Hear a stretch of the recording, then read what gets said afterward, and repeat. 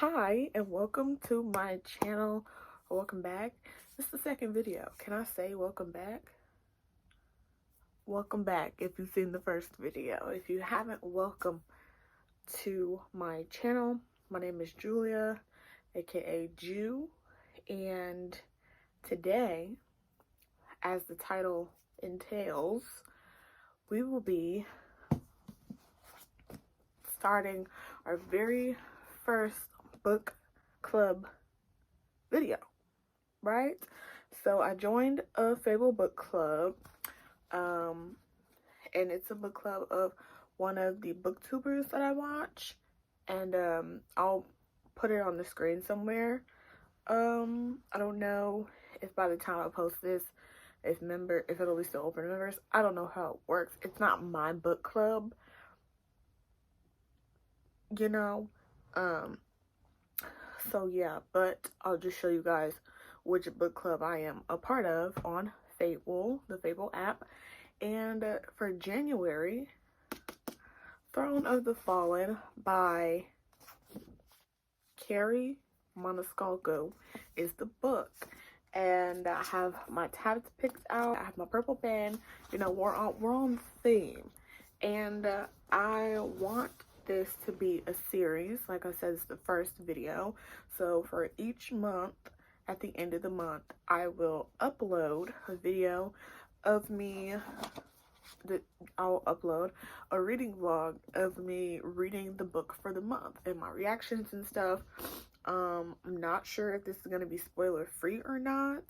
If it is, I'll put it in the title, spoiler free. If it's not, I'll put it in the title that it's spoilers.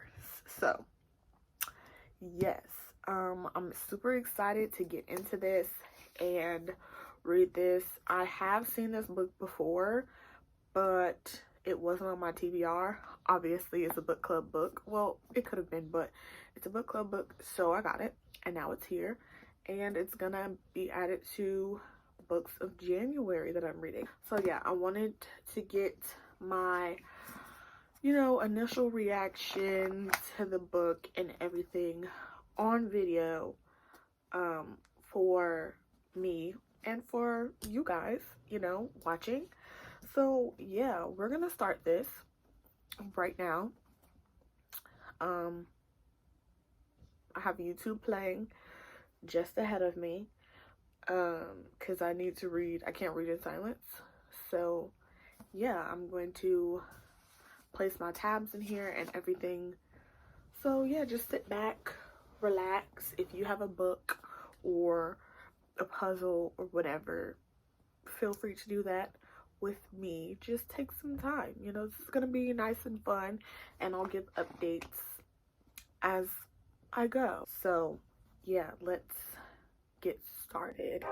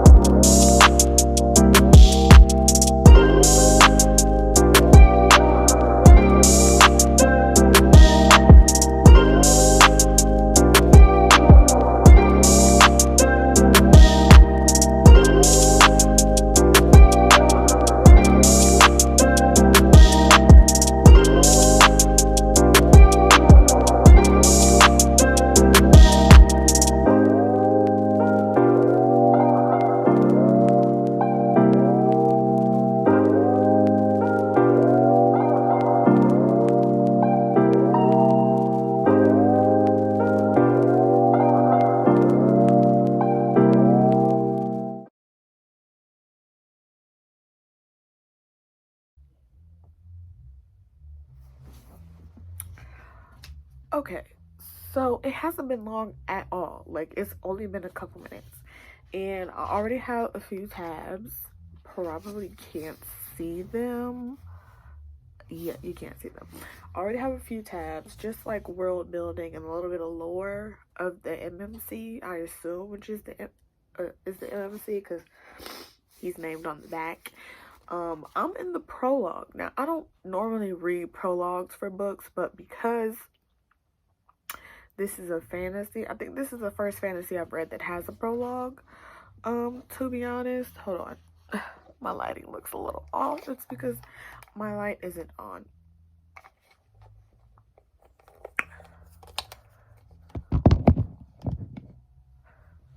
Okay, that's better. This is the first fantasy I've read that has a prologue. I'm not sure any of my other books have had prologues, maybe one or two, but I didn't read them. Because I'm not one for prologues. Like, I don't think the prologue is super necessary. At least I didn't think that before. So I'm only in the prologue. It's only, you know, been a couple minutes. And, so, oh my goodness. So there's, on this first little page right here, even before the prologue, this page right here, like, you get some lore, right? Some world building. That's what this is for. Some lore or whatever. And there's a curse happening in the courts of sin. Well, maybe just in the court of envy. And the MMC is the Prince of Envy. And so in the prologue, we're following him. And it's taking place before, like, the actual, like, book starts. And there are some things going on. Like, people are acting strange in the court. Like, the members of the court are acting strange. The people, like, the citizens are acting strange. And right now there's this guy, he's acting strange and he can't stop himself. And he doesn't really understand what's going on. He just knows it's happening. He knows there's something wrong, but he can't stop. And, like, he can't recognize his friends. He, like, doesn't remembers people's names and stuff. So this is actually cooking. Like, this, I'm only 5 pages into the prologue, and I am very intrigued already. Like, eyebrows, like, I'm gonna have squiblet lines.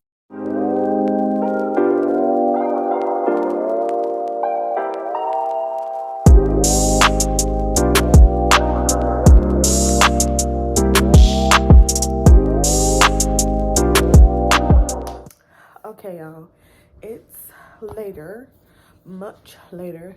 I'm gonna try to get to chapter 10 tonight. As you can see, that says 6. Chapter 10 isn't very far away. These chapters are kind of short. So chapter 10 is 30 pages away. 30 pages. That's decent. And I'm going to call it a night. I'm not gonna call it a night. It's 6:30, but I'm just gonna kind of enjoy the rest of my night. I'm probably not gonna read again tonight, but it depends on what happens between chapter 6 and chapter 10. If I keep reading or not, we'll see. Again, I have the whole month to read this, and if I just do what I want to do, I'll be done with it by tomorrow night.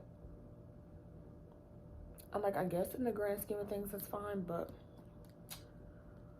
I don't know if that's what I want to do.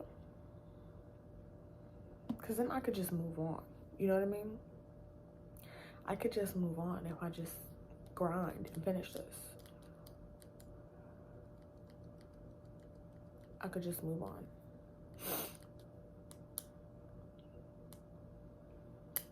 I'll probably finish Harry Potter and then finish this and just say forget it, because I don't want to spend the rest of the month really like traipsing through this slowly. Maybe that's why I'm feeling how I'm feeling, is because like I'm not reading it like I know I could be. So we'll see. I'll just read. I'm right now I feel like stopping at chapter 10. I feel like that's enough for tonight, but we'll see. Maybe I'll finish part 1, which is on page 118. So that'll be that much. So we'll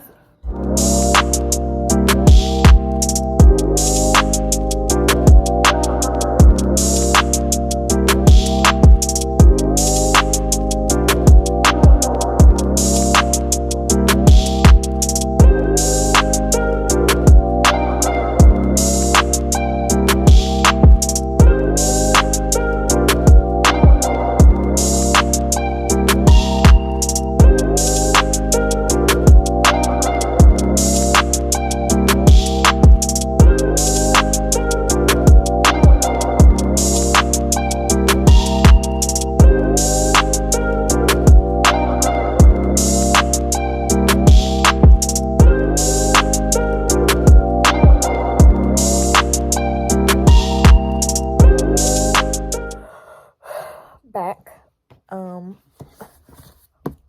Throne of the Fallen. I am on page 110. I am 1 page away from being on chapter 12, I think, 13. And then chapter 13 is the last chapter in part 1.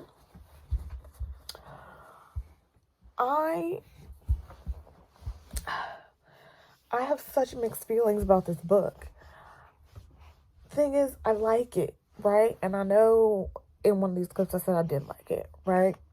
It's not that I don't like the book. What I don't like is we get backstory about the main character, right? Or we get a little nugget about the game that's going on or whatever, a little bit of lore. Then all of a sudden, Camilla starts thinking about Envy, and all of a sudden, it's 2 paragraphs of what she wants him to do to her. I'm trying to be cool, but goddamn. Losing the plot. We're losing the plot and the lust. We're losing the plot and the lust. I don't like that. Save that for like this last part of the book. You can be as smutty as you want. At least the first 50% of the book needs to be, it doesn't need to be this lustful. I'm sorry, it doesn't. I'm losing, you're taking me out of it as soon as you put that in there. You're taking me out of it. I like the writing, right? I like how things are being explained, and I like how mysterious it is, and we're not figuring it out, like, because, so with the game, it started, but there are clues that Envy has to find, and, you know, to progress in the game, and, like, see how it unfolds. He doesn't know how it's going to unfold, so we're on that, like, so we don't know how it's going to unfold either. So we're figuring it out along with him. I love that. I genuinely love that. I love when that happens in books. Usually, I've experienced that mostly in thrillers and mysteries, where we're figuring out just as the character is figuring it out, because it's being told from the character's point of view.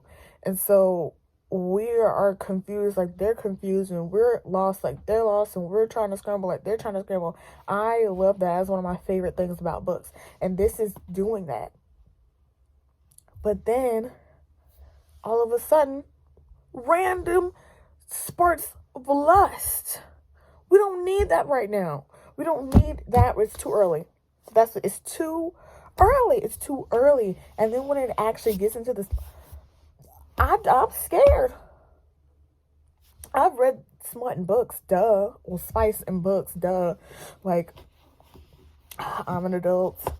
I mostly read adult fantasies or stuff like that. Like, it's in books, okay? Not in all books, but it's in books. And it has been in some of the books I've read. But I just feel like this might be too much because it's happening so early. So I don't know. Like, it has me, and then it loses me, it drops me, and then it comes after me, picks me back up, and then it drops me again, then it comes back after me, and it picks me back up, then it drops me again. So I'm never hitting the floor, but I'm always being dropped and picked back up and taken back up, but then dropped and picked back up and taken back up and then dropped. So yeah.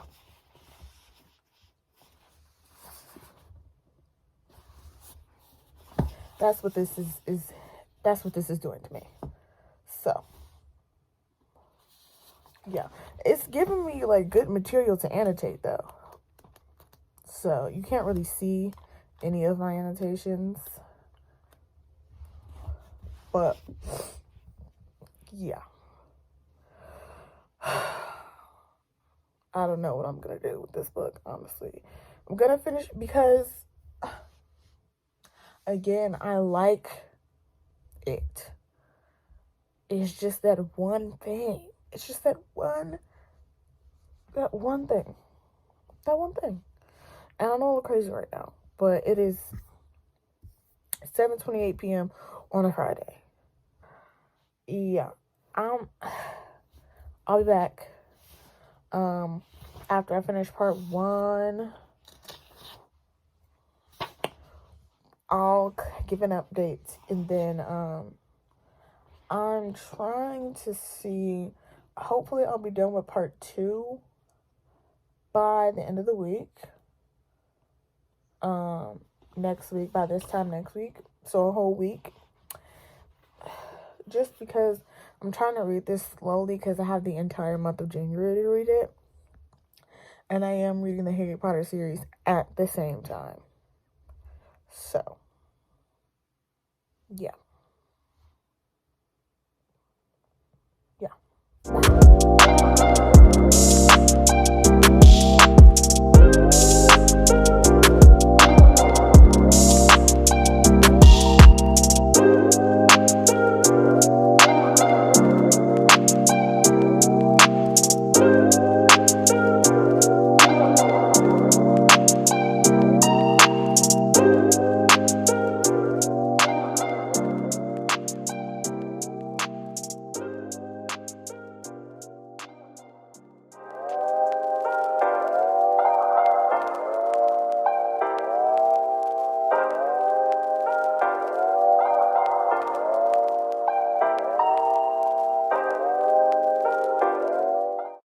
Okay, guys, I think it's been a week, maybe a week and a half. We finished it. The tabs get less and less as we go on. We finished it. I'm gonna go with 2 stars. 2 stars. At first, during this much, I was like, okay, it's probably, it's probably 3 stars at like halfway. But it just got worse. It just got worse. So let me explain. This book is, the whole concept of the book is female main character gets found by the male main character. Male main character is one of the 7 princes of hell, the Prince of Sin, aka Envy, real name Leviathan. And he and his brothers are playing a game, right? A game put on by the Unseelie King, right? The Fae King, right? And they all have different prizes, right? You win, you get whatever you want, whatever you most desire. Andy, he, his desire was to win the game to help his court, because his court is failing, right? His people are losing their memory, they're dying, and all this other stuff. Like, it's very weird. You figure that out in the prologue. So that's not a spoiler. But yes, and his first clue is the female main character, Camilla. Turns out Camilla is the key to winning the game. That's kind of a spoiler. I'll put in here like spoilers at the end. His first clue is Camilla, the female main character. So they go on this whole journey. She doesn't know why she's there, blah, blah, blah, blah. She has some huge secret that doesn't get revealed until this point. And yeah, this whole time they're forced to be together because he needs her for the game. And he's this super strong, immortal man. So she's afraid of him or whatever. Like, well, not afraid of him, but she knows she can't escape him because he's this strong, immortal man, right? And so they're forced to go on this whole journey together until they win the game, right? At some point in the beginning, you know, and like this much, she ends up having to go with him because something is taken from her in the process of playing this game. So something is taken from her and she wants to get it back, so she has to help him win the game. So it's forced proximity, right? Cool.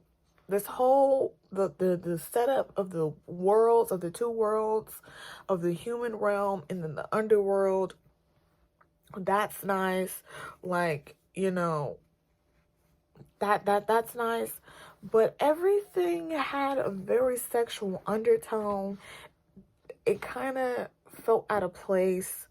The plot was all over the place because it would get broken up by like these moments of like these spicy moments, and like it would get interrupted. Like the plot would get interrupted. Like, I feel like the author could have found a better way to weave those moments in. Also, that's all we have between the female main character and the male main character. Sexual tension. That's all it is. This entire book, that's all it is. That's all it is. There's one romantic thing that happens, and that's the one blue tab. The one blue tab. This one blue tab. He gives her something with a lot of meaning. That's it. That's at the beginning. And I'm like, okay, maybe, you know, we will get some romance in here, because I wasn't seeing it at all. They can't stand each other. They like argue and bicker literally 60% of the way through, and then all of a sudden they're in love. Like, it didn't, hold on. Because I have moments like at ends of chapters and stuff like that where I wrote some things because it just didn't make sense. Okay, that's one of them.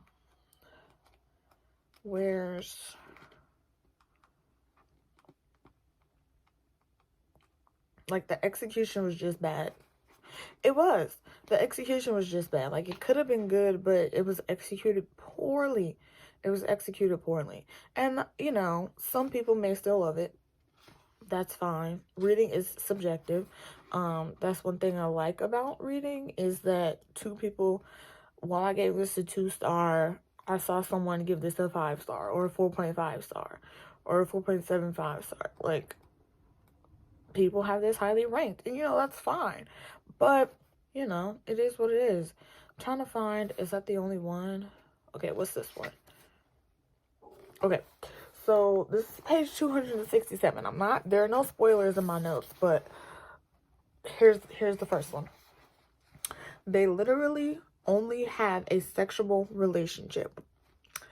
I am 50% through, and there is not one hint of romance. That is factual. That's factual. They're just spending time together. They have to be together. They're not getting to know each other. They're not being vulnerable with each other. There are no sweet moments. It's just sexual, literally. And I said, smut is fine, but smut without romance is just annoying. I thought this was a quote-unquote romantasy.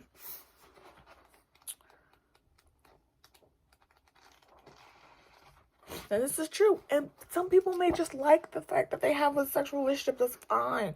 But what do you love? There's nothing to love. We don't see what you... Like, what? Like, we barely know the characters because they don't reveal anything about themselves to each other. That's another thing. So then, towards the end of the book, I wrote... And let me just say this. The author is trying to make them all cute with... The author's trying to make them all cute with each other. They have no connection. They have no romantic connection. It's forced proximity, but they still barely know each other at this point. This is 449 pages in. They have only been physically attracted to each other. That is true. Even at this point, it's still just physical attraction. They kissed and hugged and whatever on each other at this point. At this point, they, whatever. But that's it. That's it. There's no romance. There's no, if you've read, like, for example, ACOTAR. Even in the first book with Tamlin and Feyre, he kidnapped her or whatever from her family, took her to the fairylands or whatever, and she didn't want to be there at first or whatever. They didn't like her. They didn't like each other at first, right? But they were forced to be around each other. Boom, there you go. Forced proximity. Same thing as this. But they got to know each other over time. She asked questions. He asked questions. They talked. They came to understand each other. They came to be friends. And then they realized, oh snap, maybe there's something more. Same thing happened with Feyre and Rhysand. Rhysand knew. Spoilers for ACOTAR. Rhysand knew who she was to him from jump. She didn't like him. He gave her space. In the second book, he gave her the space to be herself, to adjust to her new reality, her new world.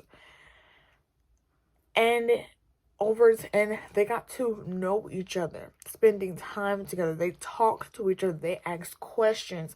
They talked to each other about things that were important, about things that actually mattered to them as characters and their personality, and they got to know each other and they fell in love. This does not happen. That doesn't happen in this. They're hunting for clues to win the game, and then they have sex. And then they start asking other questions, but the questions don't get answered because another part of the game interrupts them actually, like, the actual plot, or them trying to, figure things out about each other. And then they do this whole little battle or whatever, more about the game, more about the clues, finding clues, and then sex again. They don't know each other. The book ends and they still don't know each other. The book ends, this much of the book, not this much of the book, but this much of the book, the main male character finally finds out, in the last 2 chapters of the book, the main male character finally finds out who she is, her real identity, gets mad because he hates who she is, he hates her people, and then is like, oh, well, I love her, so I'm gonna go back for her. What do you love about her? You don't know anything about her. don't know anything about. He knows her name. He knows where she's from. He thought he knew what she was and who she was. He had people spy on her to figure out who she was, like her background about her mom and dad and stuff. But that wasn't true. That wasn't the truth. Lo and behold. So he literally knows he knows diddly squat. But y'all are in love.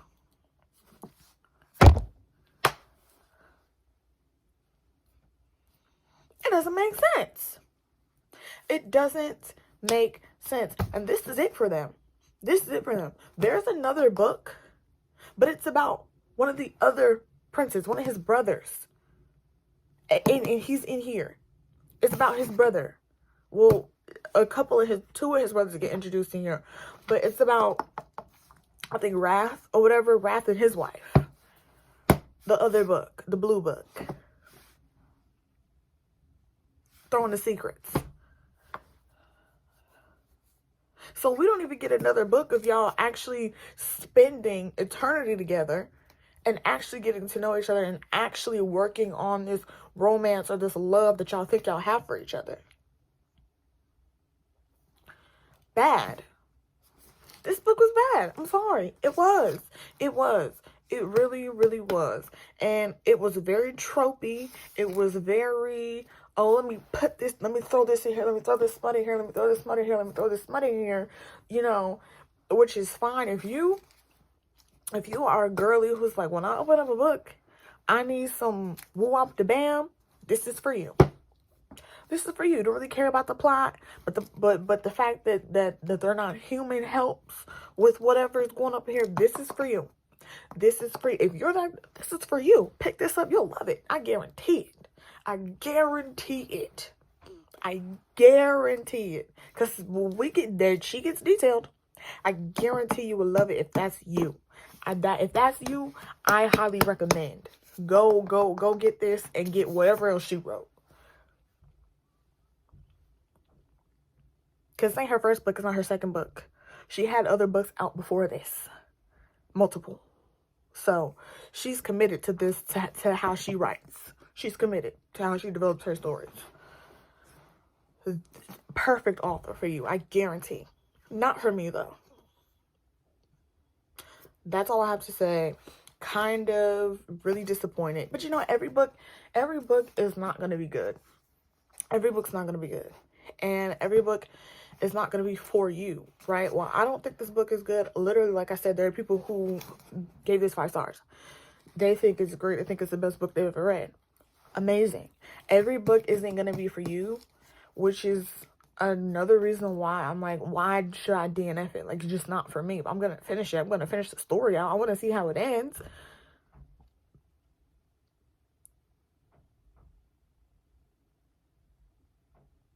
Yeah, that's it. So bye.